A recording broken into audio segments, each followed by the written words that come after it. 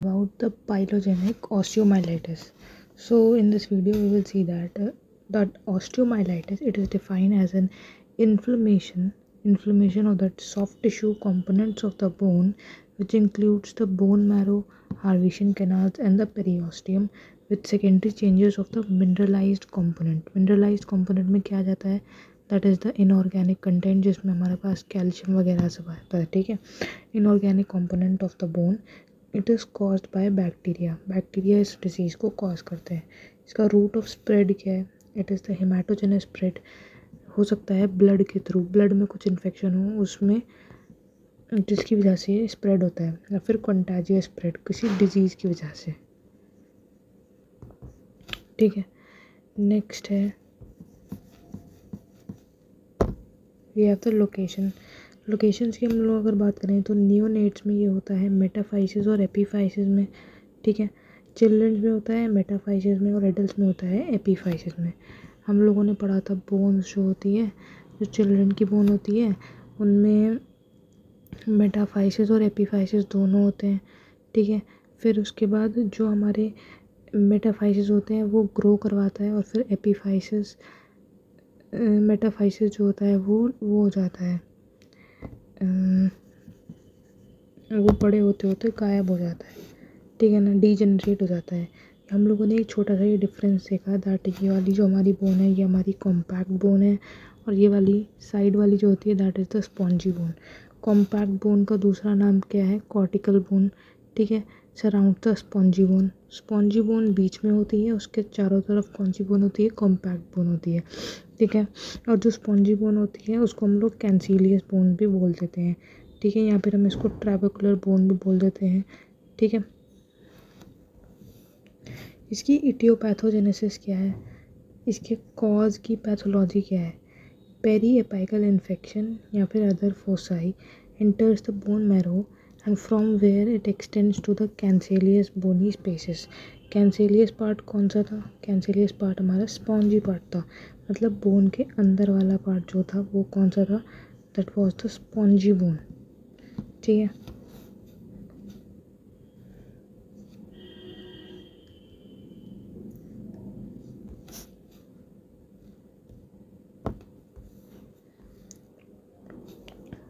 occlusion of the nutrient vessels of the living bone by the thrombus formation.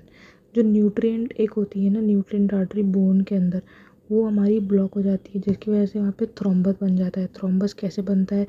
वहाँ पे blood vessels और neutrophils और micro organism in सब का entrapment हो जाता है, जिसकी वजह से वहाँ पे जो न्यूट्रिएंट सप्लाई है वो हमारा रुक जाता है. Thrombosis of the nutrient vessel and excessive pressure from the inflammatory exudate against the rigid and confined space of the bone. Bone में इतना ही पार्ट है, इतने में इन्फेक्शन हो गया और यहीं पे थ्रोम्बस बन गया और बाहर की तरफ लग रहा है प्रेशर यहाँ पे. ठीक है, प्रेशर लग रहा है हमारी ये वाली कॉम्पैक्ट वाली साइड पे. ठीक है, disturb nutrient supply of the bony cells, death of the cancellous bony trabecule. Cancellous bone कौन सी थी? That was the spongy bone. उसमें क्या हो रहा है? उसका डेथ हो गया, अंदर से बोन अब कैसी हो गई? डेड हो गई. That is sequestrum formation. जब हमारी बोन डेड हो जाती है तो हम उसको क्या बोलते हैं? सिक्वेस्ट्रम. ठीक है, बोन का कोई पार्ट अगर डेड हो जाता है तो हम उसको क्या बोलते हैं? Sequestrum. Spread of infection to the Volkmann canal in the cortical plate to reach the external surface of the bone below the periosteum. ठीक है, इन्फ्लेमेशन हुआ पेरियोस्टियम का, कॉजिंग पेरियोस्टेटाइटिस. बोन के ऊपर क्या है? ये पेरियोस्टियम है. ये पेरियोस्टियम का हुआ इन्फ्लेमेशन. अब जब इसका इन्फ्लेमेशन हुआ तो हम इसको क्या बोलेंगे? पेरियोस्टेटाइटिस. ठीक है, एक्यूमुलेशन ऑफ एक्सुडेट्स एंड पस. एक्सुडेट और पस का एक्यूमुलेशन यहाँ पे होगा, बोन और पेरियोस्टियम के बीच वाली जगह में. यहाँ पे इनका एक्यूमुलेशन हुआ पस का या फिर एक्सुडेट का. ठीक है, separation of periosteum from the cortical plate. अब जब इसका सेपरेशन हुआ तो necrosis of the cortical bone. Cortical bone हमारी कौन सी थी? बाहर वाली, है ना. उसका क्या हो गया, नेक्रोसिस। ये वाली जो बोन थी इसका हो गया नेक्रोसिस।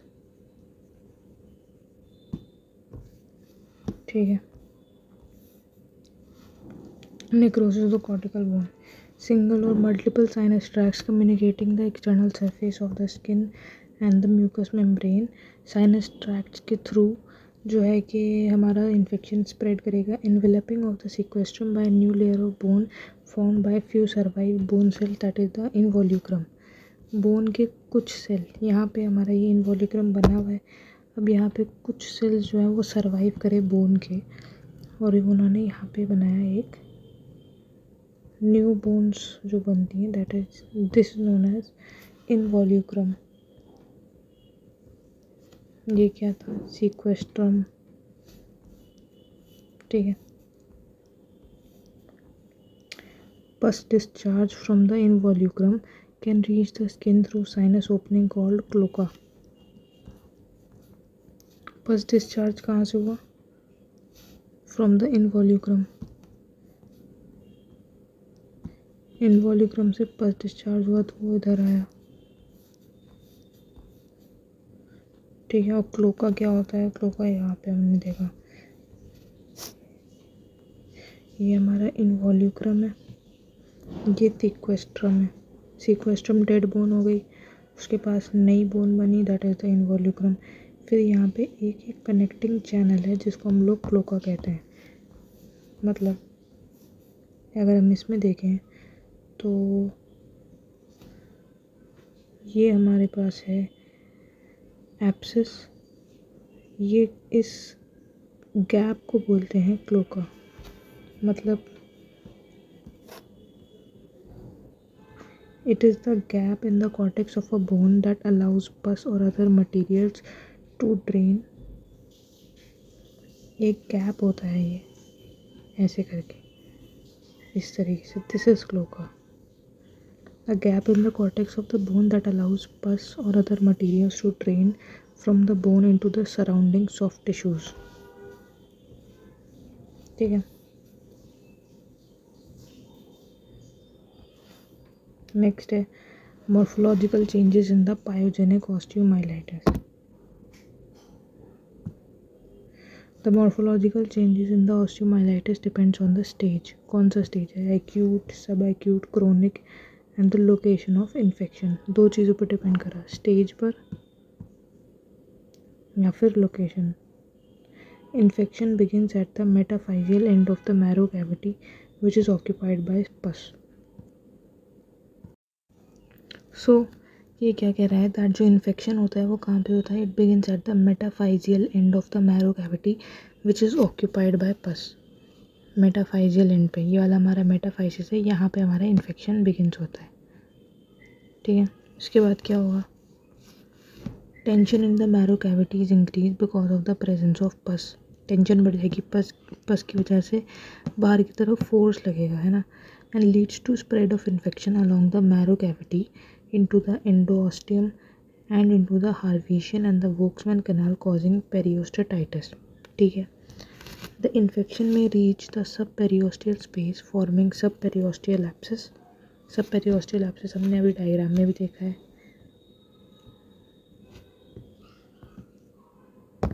ये subperiosteal abscess भी हो सकता है। ठीक है, ये देखो यहाँ पे दिखा रहे हैं ये लोग, ये हमारा इनवॉल्यूक्रम है, नई बोन जो बनी, सीक्वेस्ट्रम है, that is the dead bone, sinus tract है ये वाला। ठीक है, फिर यहाँ पे इन्होंने दिखाया ये एलिवेटेड पेरियोस्टियम है, पेरियोस्टियम बाहर वाला पार्ट ये उठा हुआ है। ठीक है, सब पेरियोस्टियल एप्सिस बन गया है, ये क्लोका है, इंट्रोशियस एप्सिस। ठीक है, तो ये क्या कह रहा है, एक्चुअली ये वाली जो चीज़ होती है ये एक्यूट में होती है, एलिवेटेड पेरियोस्टियम वाली बात, और जब ये बहुत दिन तक रहने लगता है तो यहाँ पे सीक्वेस्ट्रम, इनवॉल्यूक्रम और ये सब बनता है, that is acute and chronic. The infection में reach the sub periosteal space forming subperiosteal abscess। It may penetrate through the cortex forming draining skin and sinus tract। Combination of suppuration मतलब pus and impaired blood supply, वहाँ पे पस बना हुआ है plus वहाँ पे ब्लड सप्लाई नहीं आ रही है, तो क्या होगा, to the cortical bone leads to erosion, thinning and infarction necrosis of the cortex called sequestrum. ये चीज़ सिक्वेस्ट्रम कब बना, in case of chronic form, ठीक है। एक्यूट फॉर्म में तो वो बस एप्सिस बनाया था उसने। Along with time there is formation of a new bone beneath the periosteum present over the infected bone. This forms an encasing sheath around the necrosed bone and is known as an involucrum. Involucrum has irregular surface and has perforations through which the discharging sinus tract pass. अगर हम इसको इस तरीके से देखें, देखो ये वाला जो है डायग्राम, इस डायग्राम में हमारा जो ई है, दिस बीच वाला part, this is the sequestrum, ठीक है। Sequestrum is the dead bone, sequestrum के ऊपर है हमारे पास, दिस इज इनवॉल्यूक्रम, ठीक है। फिर उसके बाद है हमारे पास दैट इज क्लोका, एक कनेक्टिंग चैनल होता है हमारे पस के चैनल के लिए टू द सॉफ्ट टिश्यूज। यहाँ पे हमारे पास क्लोका बन गया, ठीक है, ठीक है। ये एक नॉर्मल हेल्दी बोन है, और बी जो है हमारे पास न्यू बोन है, दैट इज द कैलस। उसको हम चाहें तो ना भी बताएं तो भी कोई दिक्कत नहीं, ठीक है। ये हम ये कह रहे हैं दैट इनवॉल्यूक्रम में परफोरेशंस होते हैं।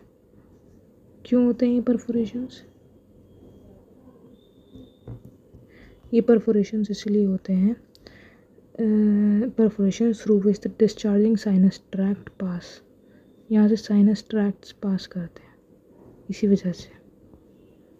नहीं तो यहाँ पे प्रेशर बनेगा, और प्रेशर बनेगा तो टेंशन डेवलप होगी। Long continued new osteogenesis give rise to dense sclerotic pattern. Sclerotic pattern मतलब इस तरीके का pattern of osteomyelitis called the chronic sclerosing non suppurative osteomyelitis of Garre. Okay,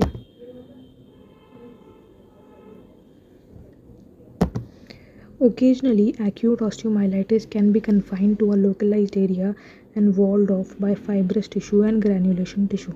This is termed as the Brodie's abscess, ठीक है। कभी कभी ऐसा भी हो सकता है कि वो एक फाइब्रस टिश्यू से वो हो जाए, कन्फाइंड हो जाए। In vertebral pyogenic osteomyelitis infection begins from the disc, जो डिस्क होती है, वर्टिब्रल डिस्क होती है, वहाँ से बिगिन करता है, and spreads to involve the vertebral bodies.